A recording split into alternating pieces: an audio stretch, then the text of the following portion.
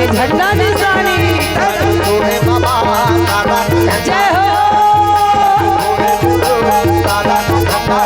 सादा के झंडा निशानी ला बाबा सादा के झंडा निशानी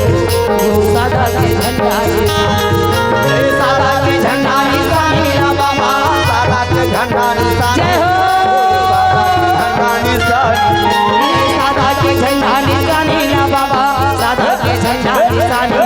गुरु सादा के झंडा निशानी सादा के झंडा निशानी ला बाबा सादा के झंडा निशानी गुरु सादा के झंडा ये तो छोड़े बाबा सादा के झंडा निशानी तो छोड़े गुरु सादा के झंडा निशानी तो छोड़े बाबा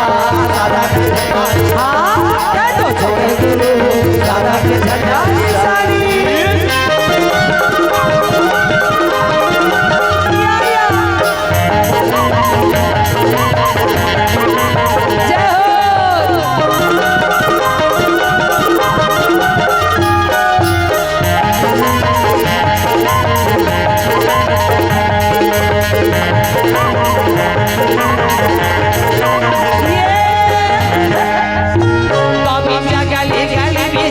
चौरा में खम्भा गाड़ा गली गली पीछे चौरा चौरा में खम्भा गाड़ा दिए ना चौरा में खम्भा गाड़ा कभी गली गली पीछे चौरा चौरा में खम्भा गाड़ा दिए ना चौरा में खम्भा गाड़ा सही बात है भैया सही खम्भा गाड़ा दिए ना चौरा में खम्भा गाड़ा नारियल ध्वजा लाऊ ऊपर चढ़ा के जय जयकार बोला देना जय जयकार बोला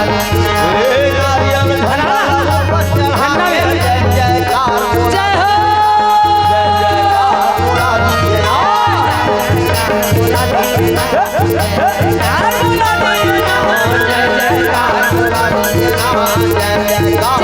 जय जयकार बोला देना जय जयकार बोला देना जय जयकार बोला देना जय जयकार बोला देना हर हर झंडा लहरावे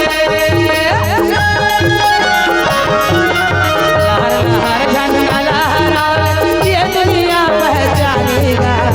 ए गुरु बाबा तोर नाम के निशानी या सारी विश्व पहचान गई साहेब हम सब आपके शरण में आए हैं बाबा हमरो मन के पहचान कर ले यही बार बार प्रार्थना है तो छोड़े बाबा सादा के झंडा तो छोड़े गुरु सादा के झंडा निशानी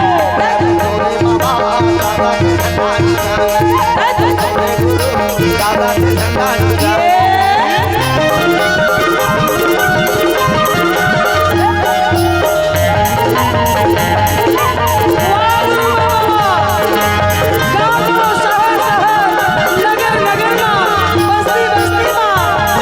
के झंडा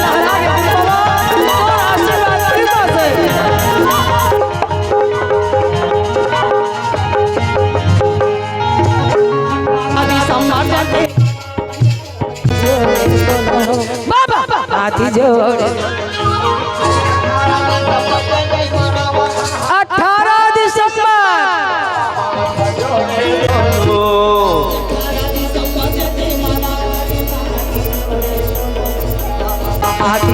ए 18 दिसंबर जयंती मनावथन हाथ जोड़े दोनों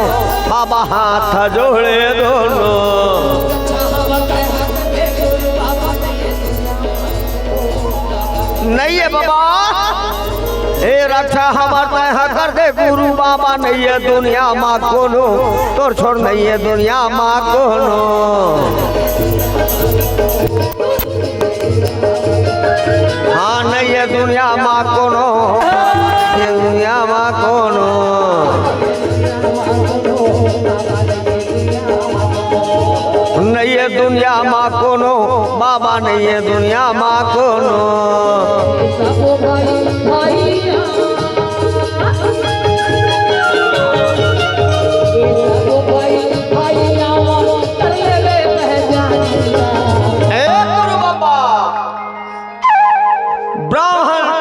क्षत्रिय वैश्य शूद्र चारों वर्ण सब भाई भाई अंसा है,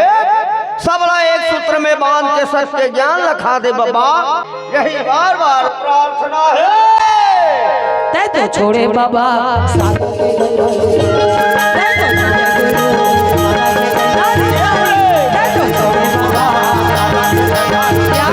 तै तो छोड़े गुरु दादा के भंडारी